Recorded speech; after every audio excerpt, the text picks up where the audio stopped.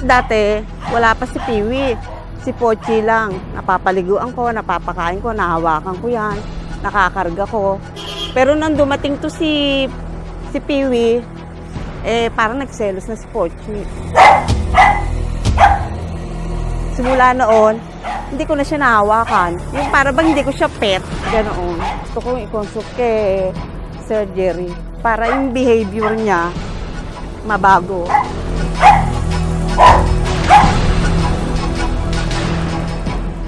May dalawang aso ako, si Pochi at si Piwi. Bali yung si Pochi, 3 taon na. Si Piwi, 2 taon na. Dito sa atin, yung ganda ng aso ang tinitignan eh. Hindi yung pagkaaso ng hayop eh. Pagka hindi mo nakita na ganun, pagka nakita mo na aso, tao, magkakaproblema ka talaga. Yan ang resulta. Pero kung nakita mo yung hayop, aso, hayop, ang resulta niyan parang mga aso ko.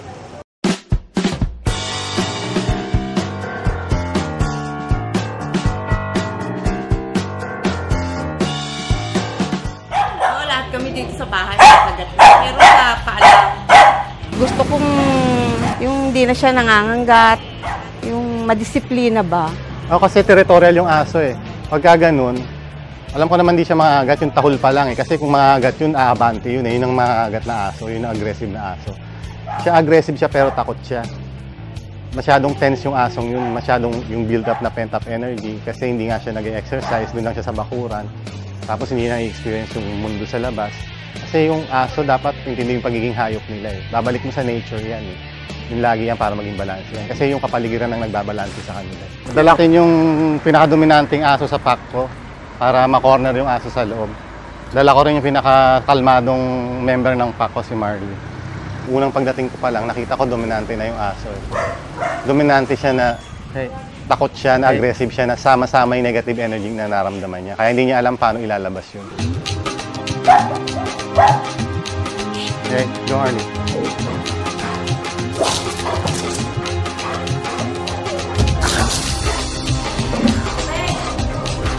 Lahat ng corner ng bahay, pati yung elevation, nagpapalakas siya, nagpapa-elevate siya kasi nandun yung dalawang aso eh. Dalawa ng asong ginagamit natin. Kasi masyado siyang takot eh, lumalayo siya eh. Ito makikita niya na wala naman siyang dapat katakutan. Umakyat siya para mas dominante yung dating niya dun sa dalawang aso kung malaki. Pero actually natatakot siya. Pinapalakas niya yung energy niya by elevating himself. Kung i-claim natin yung space na kung saan siya malakas. Na-avoid niya na. Atras siya, lalapit ako, lalong liliit yung space niya. Tapos pati rin sa lugar na malakas siya, yung elevation na yun, kinorner ko rin siya ron hanggang na-invade ko na or na-occupy ko na yung space niya. So wala siyang ginawa kundi mag-surrender sa akin. Ang ganitong aso, sensitive itong mga ganito eh. Ito ang hindi mo dapat ibigyan ng affection. Ang ganyang state of mind. Kasi pag binigyan mo ng affection yan, parang kinukonsinti mo lang siyang maging ganun eh. Nakukuha niya yung gusto niya dahil sumusunod kayo sa kanya eh. Ipapatulan ni Marley yan. Alam niyang nagkukunwari lang tong matapang. Kasi kung matapang, kung agresibo to, susugod to. Kahit na wala siyang respeto sa akin, tumaligod siya sa akin. Kasi pinagtiwalaan niya ako kasi alam niya walang mangyayaring masama.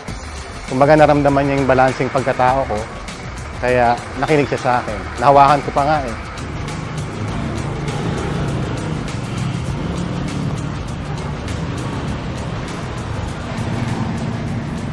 Alis niya yung aso mo. Nag-surrender na siya. Although, nakatalikod siya sa akin, respeto yun. Kasi nga takot na aso siya eh. Kumbaga, sa isang takot na aso, napakalaking bagay yung talikuran kanya. Kasi parang tumuko na siya, binigay niya yung likod niya, defenseless siya eh. Kaya iniwan ko na siya, tapos pa niya yung leash. Tapos ano pang problema na yun sa aso mo? Kasi pag ano siya, yung wala sa mood, talagang ano siya, nagiging maldita siya. Yung lahat ng mag-solve sa problema, kung walang respeto sa iyo yung aso. Feeling niya kanya lahat itong buong paligid niyo, sa kanya lahat. Tapos kayo nakikitira lang. Ito, hindi siya leader eh. Follower siya eh. Napaka-sensitive niyang aso eh. Kaya ngayon, nahihirapan siyang i-express kung ano yung meaning ng leadership.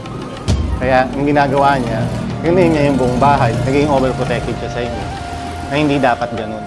Gusto kong umano siya, yung tagyo. Oo, kumalma siya. hindi na siya masyadong yung magmaldita pa.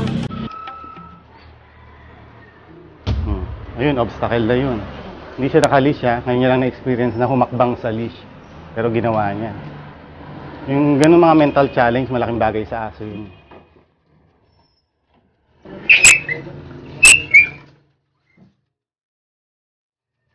Siya kumikilos sa walang maano sa kanya. Oh. Marley, sit. Hey. Hey! Yan, nakikita niya, napapasunod ko yung mga aso. So, nakukuha ko ng paunti-unti yung respeto niya sa akin. Medyo relax na siya. Pero maglalaban pa rin ito. Wala kasi siyang sikikilaang leader eh. Mas lalo siyang lumalaban, mas lalo siyang napapagod, mas lalo siyang susuko sa atin, mas lalo siyang magiging submissive. Yung kalakas yung tension na dinulot sa kanya nung pagiging leader na hindi naman siya dapat.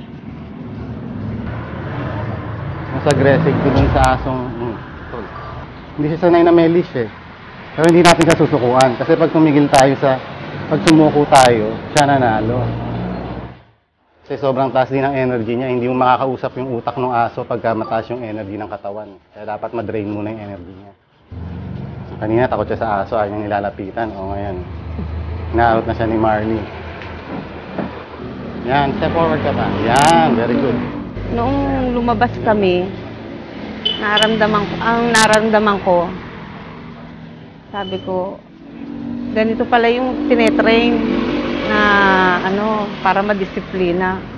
Huwag mong papadaanin, ha? Hey. Tama, nanilala niya kagad yung energy ko.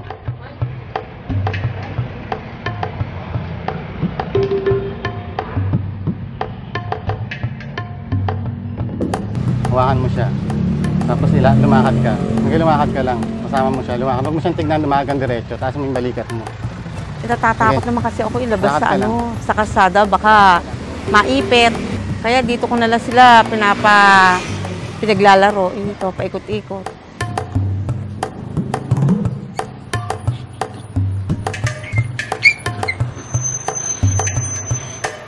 Huwag kang maaawa sa kanya kasi hindi mo na ito maililish pag tinigil natin itong exercise na ito.